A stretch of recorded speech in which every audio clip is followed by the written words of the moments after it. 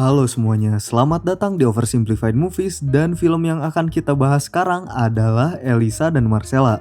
Sebuah film yang diangkat dari kisah nyata tentang pernikahan sesama jenis pertama yang legal di Spanyol, dan pada saat itu pernikahan Elisa dan Marcella ini sempat viral di Eropa dengan sebutan pernikahan tanpa pria. Dan tanpa basa-basi lagi, ini dia Elisa dan Marcella.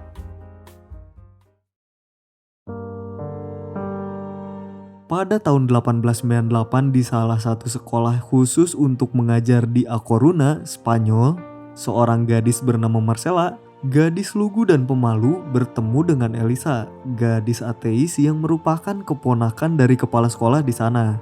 Hari itu adalah hari pertama Marcella bersekolah. Baju Marcella basah karena kehujanan. Melihat itu, Elisa menghampiri Marcella, ngajak dia ke sebuah ruangan, kemudian membantunya mengeringkan baju. Dan Elisa yang baik hati nganterin Marcella sampai ke kelasnya.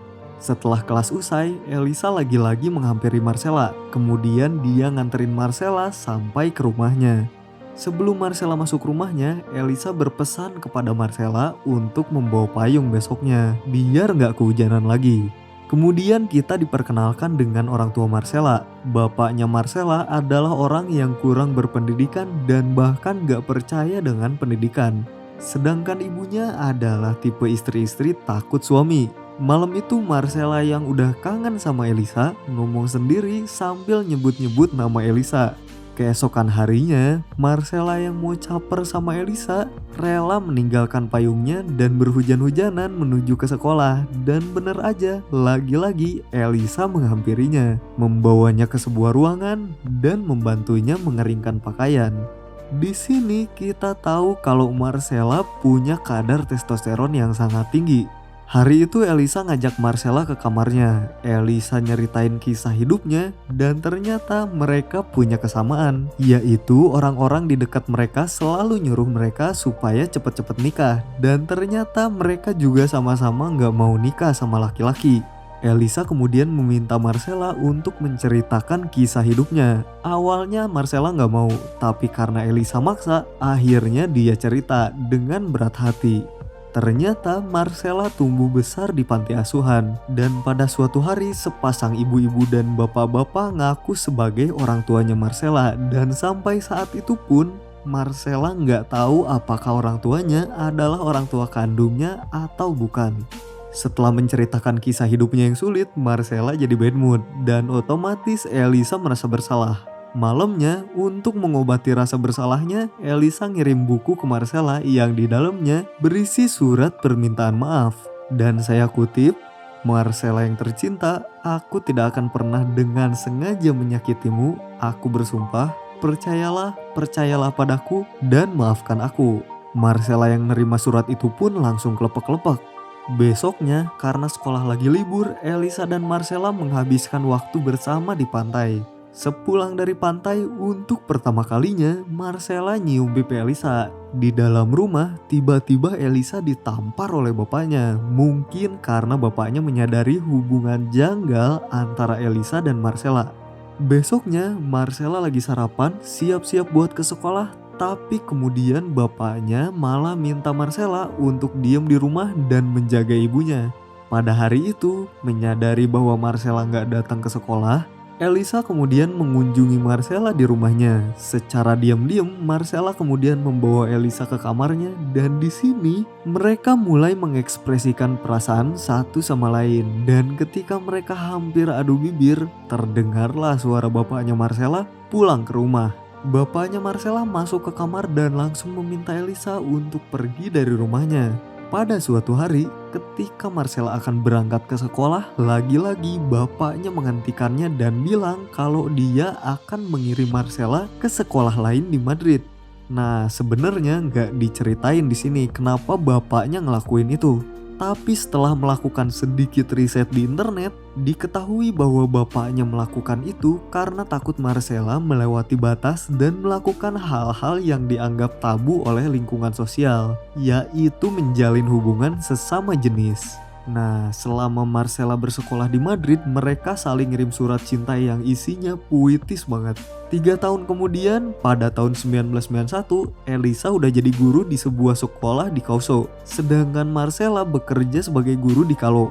Pada suatu hari, Marcella datang ke sekolah tempat Elisa ngajar. Elisa kemudian membawa Marcella ke rumahnya dan saking rindunya, tanpa basa-basi mereka langsung adu gunting. Lalu mereka memutuskan untuk tinggal bersama di rumah Marcella, dan karena lokasi tempat mengajar Elisa itu di Cusco, jadi dia harus bolak-balik tiap hari antara Calo dan Cusco yang berjarak 10 km melewati hutan. Inilah yang namanya cinta tak mengenal jarak. Elisa dan Marcella hidup tenang dan bahagia, melanjutkan rutinitas mereka, ngajar, adu gunting pakai gurita, sampai pada akhirnya mereka memutuskan untuk mengikuti sebuah acara api unggun di Calo. Dan pada saat itu seorang pria, sebut saja Mawar, mengulurkan tangannya dan mengajak Marcella untuk berdansa. Awalnya Marcella nolak, tapi untuk menghindari kecurigaan penduduk, Marcella menerimanya. Pas mereka lagi dansa, kelihatan banget kalau Elisa cemburu dan selama berdansa dengan Mawar, Marcella seringkali mengarahkan pandangannya kepada Elisa. Setelah berdansa, mereka pulang ke rumah dan di perjalanan mereka ngebicarain tentang Elisa yang cemburu sama Mawar. Dan untuk menghibur Elisa, mereka kemudian berdansa. Tapi ternyata tanpa sepengetahuan mereka, Mawar sedari tadi ngikutin dan nguping pembicaraan mereka. Tak lama kemudian rumor tentang hubungan mereka tersebar di seluruh desa. Para penduduk mulai ngegosipin mereka, murid-murid mulai ngeboikot kelas mereka, sampai pada akhirnya ketika Elisa sedang mencari siput di hutan, tiba-tiba sekelompok orang tak dikenal mulai melemparinya dengan batu. Kemudian mereka membuat sebuah rencana untuk keluar dari keadaan yang sedang mereka hadapi. Elisa pergi dari rumah Marcella untuk beberapa waktu sampai-sampai penduduk desa percaya bahwa Elisa udah pergi dari sana. Mawar yang melihat kesempatan ini langsung nyekil Marcella, dan di sini Marcella nggak menghindari Mawar, malah dia mengundang Mawar untuk rumahnya dan membawakannya kayu bakar. Malam itu Mawar datang ke rumah Marcella membawa kayu bakar yang dijanjikan, dan malam itu juga Marcella dan Mawar bikin anak. Beberapa hari kemudian Elisa datang lagi ke rumah Marcella, tapi kali ini dia menyamar sebagai seorang laki-laki dan mengaku sebagai Mario. Nama Mario sendiri diambil dari nama sepupu Elisa yang udah meninggal sebelumnya karena sebuah kecelakaan. Mario kemudian mendatangi seorang pendeta bernama Cortiella dari gereja Saint George di A Coruña. Di sini Mario meminta pendeta untuk membaptisnya dan menikahkannya dengan Marcella. Tanpa pikir panjang, pendeta Cortiella langsung menyetujuinya. Elisa dan Marcella menikah di kemudian harinya. Mereka kemudian kembali ke rumah Marcella sebagai sepasang suami istri. Tapi tentunya karena Mario kelihatan mirip banget dengan Elisa, penduduk desa pun mencurigai mereka berdua. Kemudian seorang pendeta, seorang dokter, dan seorang warga desa mendatangi rumah Marcella. Mereka meminta izin untuk ngecek jenis kelamin Mario. Marcella kemudian meyakinkan tamunya bahwa Mario adalah seorang laki-laki. Dia bilang kalau dia sekarang sedang mengandung anaknya Mario. Padahal seperti yang kita tahu, yang dikandung oleh Marcella adalah anaknya Mawar. Tak lama kemudian warga setempat yang marah mulai mencela dan melempari rumah mereka dengan batu. Kemudian pendeta Cortiella memanggil Mario untuk menemuinya. Pendeta kemudian memerintahkan 2 orang polisi dan seorang dokter untuk mengecek jenis kelamin Mario. Dan di sini Mario mengaku bahwa dia merupakan seorang hermafrodit. Dan setelah itu berita tentang mereka tersebar ke seluruh Spanyol, bahkan sebagian negara Eropa. Surat kabar menyebut mereka sebagai pernikahan tanpa lelaki. Marcella dan Mario kemudian pergi ke Porto, dan di sana Mario bekerja sebagai tukang jahit dan Marcella bekerja sebagai juru masak. Mereka berniat mengumpulkan uang untuk pergi ke Argentina. Tapi sayangnya pada suatu hari polisi mendatangi mereka dan menahan mereka. Marcella ditahan di penjara khusus wanita, sedangkan Mario dibawa ke kantor sipir untuk diinterogasi. Di sini sipir yang ternyata baik hati memberi Mario 2 pilihan. Apabila Mario bersikeras dan tetap mengaku sebagai laki-laki, maka dia akan ditempatkan di penjara laki-laki. Tapi kalau Mario mengungkapkan jati dirinya yang sebenarnya, dia akan ditempatkan di penjara perempuan dan dipertemukan kembali dengan Marcella. Tanpa pikir panjang, Mario mengungkapkan jati dirinya yang sebenarnya, bahwa dia adalah Elisa.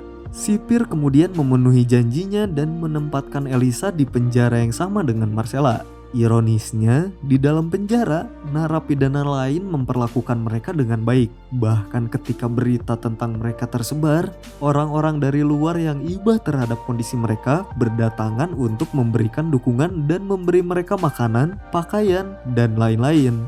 Singkat cerita, bayi yang dikandung Marcella pun lahir dan mereka menamainya Anna. Hari-hari berlalu sampai pada suatu hari Anna jatuh sakit dan ternyata dia mengidap penyakit pneumonia. Seorang perawat yang ternyata merupakan istri dari sipir menawarkan Marcella dan bayinya untuk nginep di rumahnya. Beberapa hari kemudian, sipir memberi informasi kepada Elisa bahwa pihak Spanyol menuntut pihak Portugis untuk membebaskan mereka dan mendeportasi mereka kembali ke Spanyol supaya mereka bisa diproses secara hukum. Nah, tapi sipir yang baik hati ini memutuskan untuk membebaskan Elisa dan Marcella 3 hari sebelum dia ngeluarin surat pembebasan mereka. Tujuannya adalah untuk memberi mereka waktu buat kabur. Beberapa hari kemudian, sipir membebaskan Elisa dan Marcella. Tapi di sini dengan mempertimbangkan keselamatan Anna, mereka memutuskan untuk meninggalkan Anna kepada sipir dan istrinya. Beberapa tahun kemudian, ketika Anna udah dewasa, dia mengunjungi Marcella. Di sini Anna nanya, apakah tindakan mereka sehingga mereka meninggalkan Anna dapat ejekan, diskriminasi, dan lain sebagainya? Apakah itu semua sepadan dengan apa yang mereka dapat?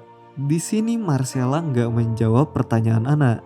Dia cuma senyum dan beberapa saat kemudian Elisa datang dengan menunggangi kuda. Kemudian Marcella menghampiri Elisa dan tamat.